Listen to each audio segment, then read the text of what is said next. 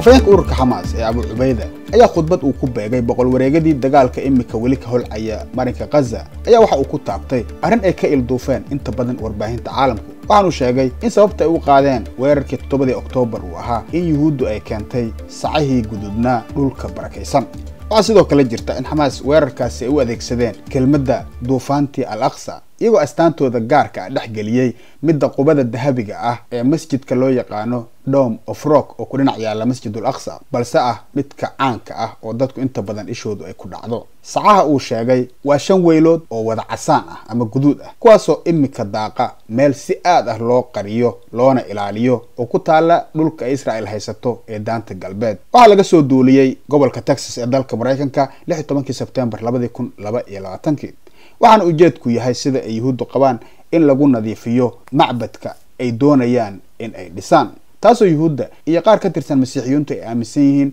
inay soo dadejinayso soo laabashada Messiah ama Malag Mashiach sida ay yuhuuddu u yaqaanaan balse diinta islaamku ay sheegayso inuu yahay dajaalka waana arrin dib ugu laabanaysa 2000 oo sanadood ka hor oo ahayd markii ugu dambeysay ee ay yuhuuddu qalaan weylaha noocan ah ee casaanka ah waxaana markii ugu dambeysay ee ay sidaa yeeleen magaalada Qudus burburiyay Roomaanka sida ku cad taariikhda hardanka iyo hawsha badan ee bariga dhexe sidoo kale ku qaldamen lo'dani ma aha mid ay ka hadlayso suuradda al-Baqara ee Quraanka Kariimka walow astaamaha ay u yeelaan qaarkood ay la wadaagtay xilliga waxaa la sheegay inay dhacday qiso ku saabsanayd in la khaarajiyay wiil hanti badan haystay si xoolihiisa loo qaato kaasoo ku baxay gacanta qaraabadiisa balse kadib markii la inkiray oo qabiiladii yuhuuddu isku eedeeyeen ayaa waxaa loola tagay Nabi Muuse calayhi salaam kadibna waxa uu faray in ay gowracaan sac oo carabkiisa jaraan meydka wiilkana dul saaraan si alla u soo saaro qofkii dilka geystay kadibna waxa ay su'aalo badan oo jees iyo warbadi ah ku celiyeen Nabi Muuse iyagoo weydiinaya nooca sac uu yahay ilaa uu markii dambe Muuse calayhi salaam u sheego inuu yahay sac jaalla ah midabkiisuna xoogaa furan yahay soo jiidashana leh weligiina aan kareeto lagu xirin ama aan beer lagu falin sidoo kalena aan weynayn aadna u yarayn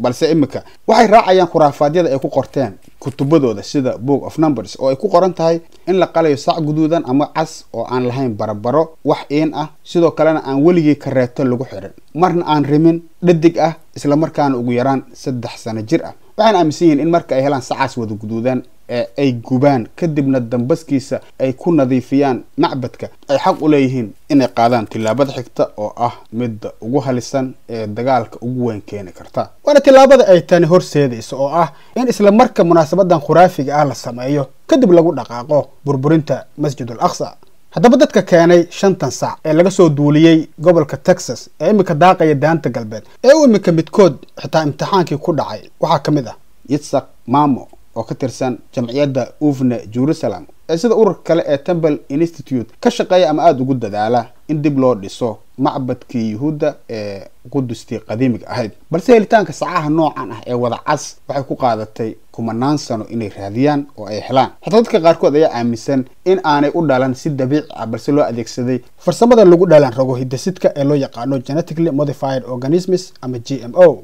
si xitaa loo dhinac maro sharciga adag ee dalka Mareykanka oo mamnuucaya in weylaha Mareykanka loo dhoofiyo Israel waxa sacahan loo qoray inay yihiin dabjoog la mid ah bisadaha iyo eeyaha guryaha lagu dhaqdo waxa sidaa sheegay Mamo oo qoslaya balse arrintani way ka fog tahay mid qosol keeni doonta haddii lagu dhaqaaqo waayo walow loo qoray inay yihiin dabjoog la dhaqan doono misna qorshaha kuma jirto in muddo dheer la sii haysto ujeedku waxa uu yahay in la qalo waxa durba la diyaariyay rakadii la saari lahaa oo ah altar cad iyadoo sidoo kale la diyaariyay dharkii ay xiran lahaayeen rabaayada fulinaya munaasabadan oo la doonaya inay ka dhacdo buurta loo yaqaano buurta Zaytuunka ama Mount of Olives ee tooska u eegaysa Masjidul Aqsa si marka dambe dambaskeeda loogu nadiifiyo macbadka agabka macbadka yaala sida minoorada iyo rabaayaasha macbadka gacanta ku hayn doona sida ay aaminsan yihiin Mamo sida yuhuud kale waxa uu aaminsan yahay in halka uu imika ku yaalo Masjidul Aqsa uu ku yaalay macbadkii labaad ee yuhuudda طبعا sida ay ku doodaan macbadkii koowaad ee uu dhisay Nabi Suleymaan calayhi salaam waxa burburiyay ciidankii Baabiloonka